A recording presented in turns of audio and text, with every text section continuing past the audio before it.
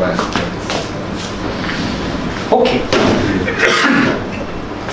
Well, good morning. And my name is Willard Van De Bogart, and I've been teaching here 20 years, and so I'm very familiar with a lot of the Thai students and what goes on. And of the two previous universities I've been in, there's been concern for having international centers within the university to bring other students from other parts of the world. So I'm a little familiar with the international flavor, but now I've been asked to give a presentation on an international program without any notes prior to coming here, but some experience on what an international program might be. So this is a conceptual framework that I'm going to present to you. It's not the definitive framework, but it's a framework that you can take notes and think with it. It's inclusive. It's not separate, and it doesn't have single parts. It has many parts that work together because it's an international program. So you have to, I was thinking of why a student would want to come to the international program at the Sanskrit Studies Institute versus going anywhere else in the world. So the objective, of course, is to make this a very appealing center to come to get something that perhaps they couldn't get anywhere else. So you have to elevate the whole institute into an attractive place that someone would want to come and feel that they were going to really learn something. SSC. Can we have the next slide? Oh, we're not even there yet. So, okay. So the next slide will we will waiting.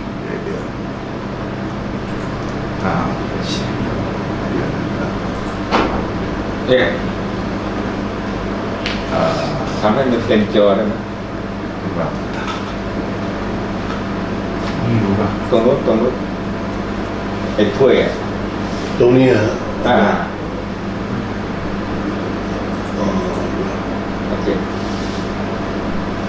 โอเค next slide.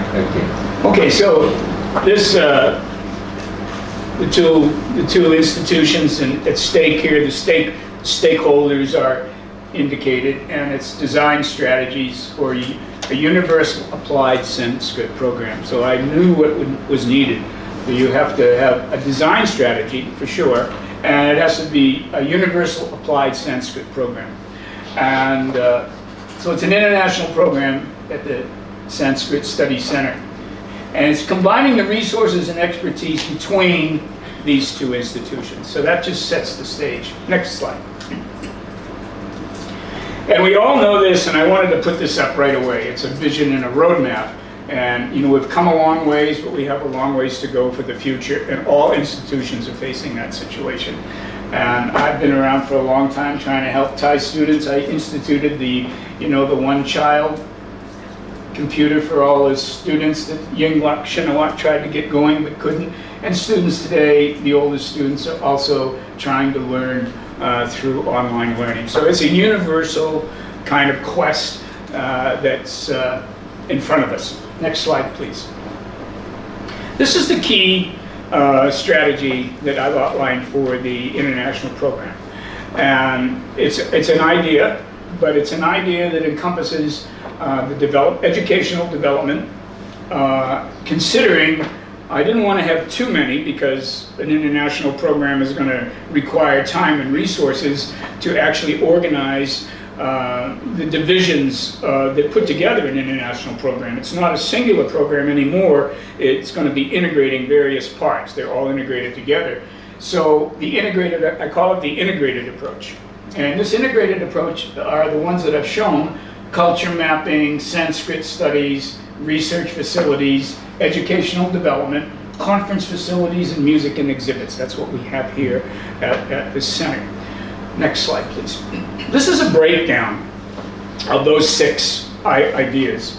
The Sanskrit Studies Center is a multidisciplinary environment where educators, students, researchers, and the public can come to participate in a variety of programs on the history of Asia, India, and many other facets. So now these are the 6. And when I say cultural education workshops, that's culture mapping, humanities and commerce, and we'll get to your 5 diamonds approach, which is the commerce aspect. The Sanskrit curriculums for applied Sanskrit for future applications are very important. Many of the institutions are trying to find out how actually Sanskrit can be applied to future involvement in education. Research facilities for scholars, library, databases, and publications. Why would a scholar want to come here? Why would you want to do research here? What does this institution provide anyone that really wants to have a serious, form of education for themselves? Spiritual and archaeological tours for education, we had mentioned. I'm going to bring that up. There's been so much research done in Thailand on archaeology and spiritual. It goes without saying. But how do you integrate it perhaps for generating wealth in terms of tours, specific tours? Art and musical were already done in the theater. From India and Southeast Asia, we have no lack of resources there. And conference facilities for keynote lectures and presentations, very, very important. One of the most important things, I think, for a university is to draw in educators from other places, and I'll talk about that. Okay, this is the next slide. Thanks. So this is culture mapping, and this is UNESCO in Bangkok. And UNESCO Bangkok, I've used them quite a bit. They provide a lot of information, but it's the concept that's most important. The concept is building relationships, and we have around the world. And this is more of the humanistic, the humanities approach. When a student comes here from another country, they need to have the feeling that they are in an international program. And one of the ways you do that is to fortify and give the students a location where they can see books, videos, microfiche, databases, or anything like that that helps them understand they've left their home country, they're in a new country, and they want to know more about how they fit into this particular culture that they're already in, and feel that they're connected to the rest of the world with other cultures. Very important, not to alienate and only have the student here in a Thai framework, but an international framework. So that's a very key thing to consider. And you have all these things that make up our culture. They're just complex. I mean, there's no end to it. So you can design your international center for the students around these topics or other topics, but I picked the main topics: anthropological, archaeological, linguistic, musicological, genealogical, topographic, just so many things that a student can learn. So, has been recognized by UNESCO as a crucial tool in teaching and preserving the world's intangible and tangible cultural assets. Intangible, you just can't see it. The culture just, the way someone winks or shakes their head. The Indians always go like this, And it's a little cultural artifact. It's an intangible. So you're teaching these tangible and intangible things to help the student feel comfortable. Okay, so that's what culture mapping is. Culture mapping for commerce. This is Dr. Chowlitz's idea in his book, which I like, Terra Incognita. I read it, excellent. And he brings in the commercial aspects. A student comes here, and where do you give the student the opportunity to open their minds to go someplace, not just to stay here and study, but they can understand geography, they can understand polity, they can understand science and technology, they can understand trade, and they'll always get the arts and culture. And you said international from all over the world, but this is a nice diagram that Dr. Chowlitz offered, so I put this in here so that you can see. We have a large area to draw from that you could put in as an elective course, in the Sanskrit Center. And so that's the humanities and the commerce section of culture mapping. Okay, next. Okay, the next slide is the applied Sanskrit for knowledge development. This is, again, Dr. Chowlitz's diagram, but the reason I brought it in here because it's culture and knowledge with brainstorming. And he also brings in the same things. I didn't copy him, but we're thinking on the same lines. Connectivity, the key thing that Dr. Chowlitz is mentioning. People to tourism, culture, and education, the same things that I put into the program. So the whole idea is introducing modern subjects through Sanskrit, starting a new course. And this is a really key thing to think about when I'll get into the curriculum development, because you have curriculum development. Keep in mind, it's holistic. Each part is connected to the other part. So you make Sanskrit popular and accessible as necessary to offer modern subjects. So it's an inclusive institution. It has many different approaches, Sanskrit as well as other approaches. And it's up to the institution and the committees to figure out how to do that. It's a crucial part. And he has connectivity and networks. I'm going to get to that. The network system is very important. And also the connectivity and software also. So these are the applied Sanskrit for knowledge development is an interconnected way of teaching. Next slide. Now, when you get into the details of this, I call it scaffolding or layering up on your education. You get into the details. So color-coded, you have alternative perspectives, evolution of personality, Indian perspectives, Indian education paradigms, contemporary relevance, and knowledge acquisition. Let's go over into knowledge acquisition, though. Just go deeper again. You have the 6 ones that you consider in your mind, and then you want to get more development in your mind with each of the 6. So you go deeper into expanding what it means. Capacity to validate the process of knowledge acquisition and dissemination and get rid of the errors therein.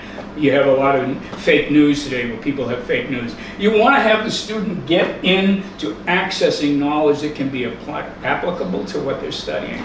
And that's what that means, okay? So that's a knowledge acquisition. But knowledge acquisition for what? And contemporary relevance, because we're in the modern era now. The student is not ignorant. Well, I know. Taught too many. Understand and explain the contemporary relevance and utility of the Indian knowledge systems, or any knowledge system. You may want to tackle the Thai knowledge system, but it's a knowledge system. What knowledge are you actually imparting so they go into the world? How do you adapt? How does that student take the knowledge they've got so they can walk into any part of the world? And that's where we're at today. It's a very global kind of, a student can go home and watch a movie on, turtles growing up in Brazil. Everything, it's everything. So you have to be inclusive. Alternative perspectives, I like. Capacity to appreciate the need to have alternative perspectives in Sanskrit.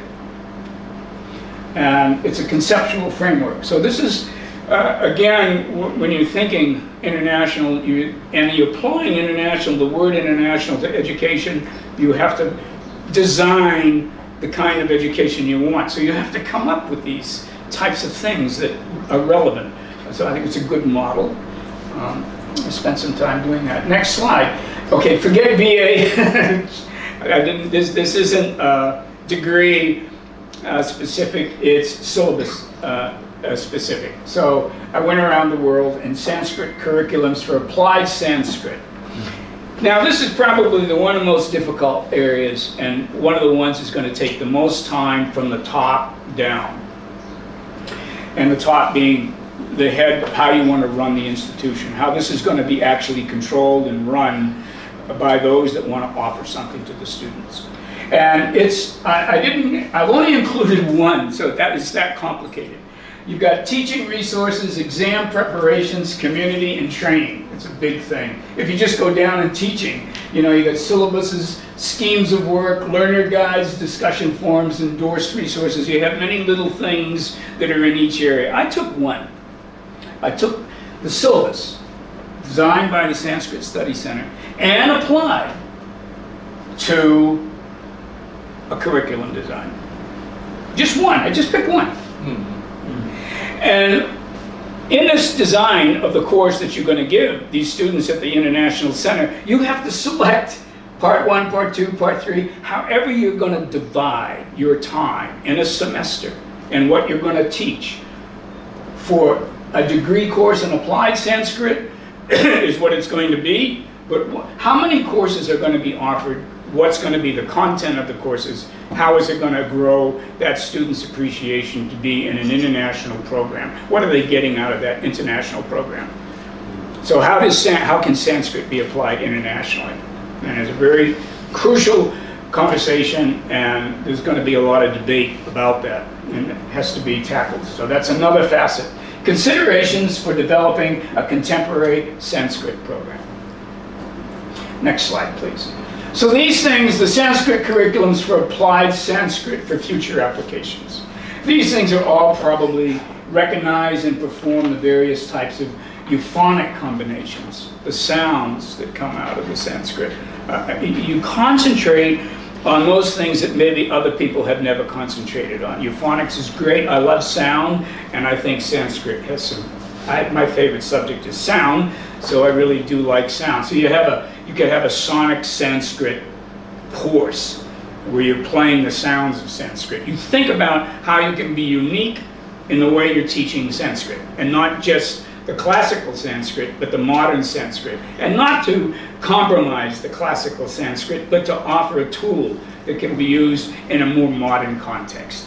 So the language is not, it's like Francophile in France. The French are very determined to keep their language intact, you know, in the same way with Sanskrit. You make it so that it's always relevant.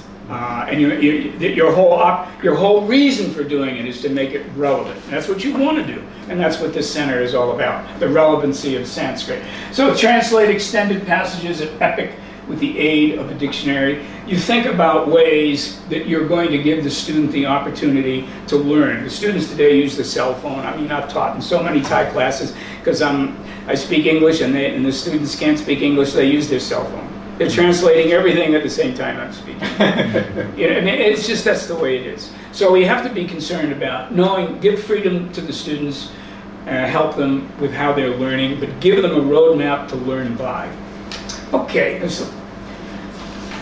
get into one of my favorite areas is research, of course, and that's one of the key things is research facilities. And what is research is, some people like research, and a student, in a sort of funny sort of way, is a quasi-researcher because they have to look for something all the time. But if the university or the institute, the center cannot provide research facilities, the student really cannot learn. So research facilities for scholars, library, and databases. And I'll get into the library later. But how do you access the Sanskrit knowledge system? Or how do you access the Sanskrit reader? Or how do you access the Journal of Siam Society? How do you look for Sanskrit? What do you offer the student to learn more about Sanskrit? How do they do that? So that has to be built into the system. The student has to have the ability to go out of the system to get knowledge, to bring it into the system, and you're offering that to the student. This is a very, very, very powerful thing that you must do. This one is very, very important. It's research facility for scholars, library, databases, develop an online network to other libraries. You know, this is the library here at the institution, at the Sanskrit Center right now. All the books are, I studied at the Library and Science Department at the University of Pittsburgh. So I know how to do cataloging. You've got thousands of books here that aren't cataloged. There's no access to the knowledge in this place. And Charapad has thousands and thousands of books in his home. So there's a wealth of knowledge that's scattered around, and it's not being utilized. And there's an opportunity here to have one of the best Sanskrit libraries in all of Thailand or all over Southeast Asia. It's possible to do it. It should be done. So a student can go into the library and research things to help them with their education. And this library should be connected to the Buddhist Digital Archives. It should be connected to the Pretty Library. It should be connected to the Siam Society. It should be possible to sit down and access other libraries. Next slide, please. Okay, now, Jesus, this is quite a bit involved, isn't it? So this is research facilities for scholars, library, databases, and publications and manuscripts. So this has been an ongoing effort here before this international program got developed. But we've always published the journals. And we've always looked for papers to put into the journals. And these are some of the things that are applied to journal thinking. You know, now you're talking how you can make something, not only coursework, but you're making internal journals, you're making internal information, you're making journal publications, you're making call for papers. Call for papers, do you know how many people would send you a paper? Thousands of papers. You put a call out for paper for the next journal, people from all over the world are going to send you because everyone wants to get published. I know, I do it all the time. So do you. Review manuscripts.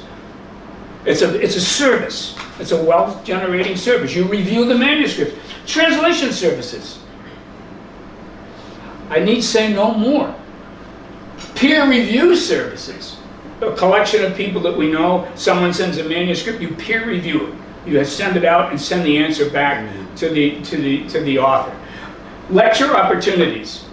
Anybody that wants to lecture, we have a lecture hall and they want to talk about, this is a very important thing to consider as a lecture opportunity. You see all the little things that add up in an international center now, you start thinking a lot of different things. Book signing events. A new book comes out. People come here, we want to hear the new book. Rather than go to a cafe or an internet cafe or someplace like that, they come here to see the new book. Lots of new books are being published all the time. And book reviews. We have the opportunity. So the Sanskrit Studies Center becomes the de facto location for manuscript analysis. De facto.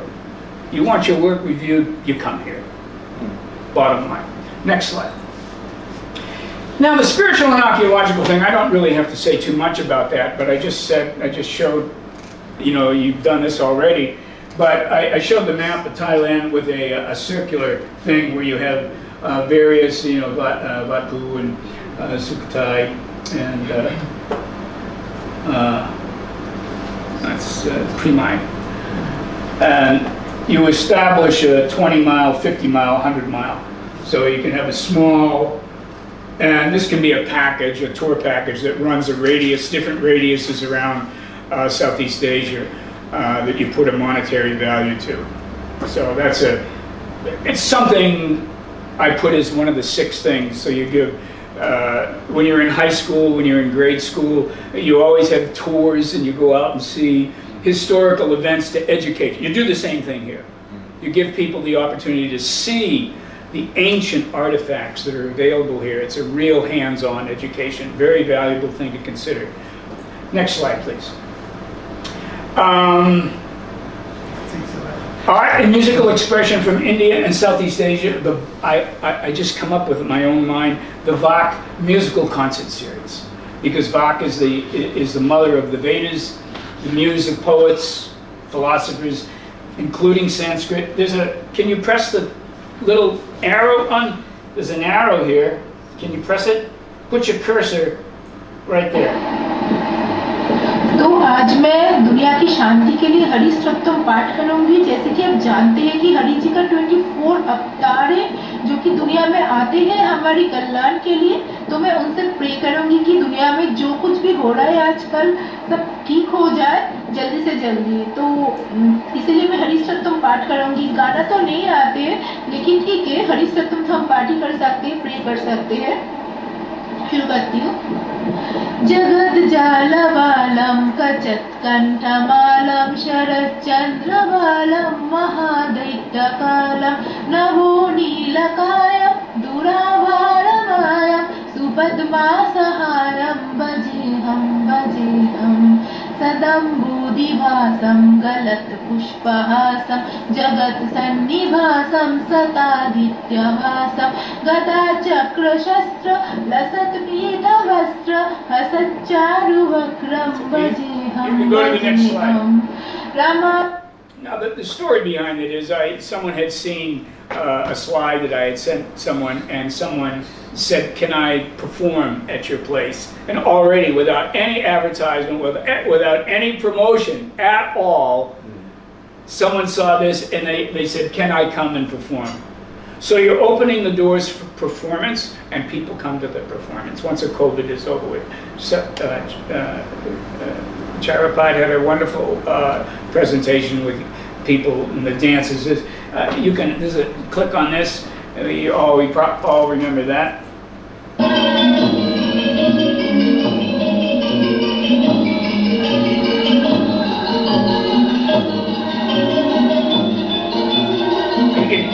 stop it, but I'm going to stay on the slide. So anyway, you see, this is such a rich environment that we have here for the culture of Southeast Asia, so rich. And this, of course, includes lectures. It includes organizing dance troupes, inviting them here, putting out advertisements and posters. So all of a sudden, you've got a lot of effort, just in this area alone, to take advantage of the entire physical infrastructure of the Sanskrit Center. And we have all of these programs. You can do dance, puppet shows, Ramayana plays, and spiritual art exhibitions. Okay, next slide. So then the next thing I want to work with is conference facilities for keynote lectures and presentations. So this is different than the other one with the book. Now we're dealing with the actual author themselves. So this means guest speakers, new book releases, history of Southeast Asia, history of India, origins of the Ratanakosin, origins of the Loching Cha, historical films, global Ramayana, my friend Sahai, you in Charapat with a nice theater. You have this facility. It's an amazing calling card. You can bring people here independent of them coming to school here. It's like an advertisement, a built-in form of advertisement. And I really, this is a division that you can, it takes a lot of work. I know Charapai probably did it all himself, but it's a division, whatever division you want to call it, but it's a division to bring in scholars, lecturers, art, dance, whatever, in these two things. Next slide. I'm happy to say I'm promoting myself, I'm sorry, but the Lord Siva in India and Abroad will be published in another week or two, and I'm happy to say that I have a chapter, The Presence of Siva in Thailand. I'm very happy about that. And this new book, Published in India? yeah, it's coming out in India. B.B. Kumar put it out, and they've been working at it a long time. It's all about Shiva. And the next final slide is thank you. So that's kind of like you can appreciate an international program, yes or no, more or less. Did this meet your expectations? No, I'm asking. No, thank you very much for the applause. But more importantly is, did it meet requirements that you needed for a concept of an international program? And if it didn't, what do we have to do? PR, how to do the PR? ได้เลยครับ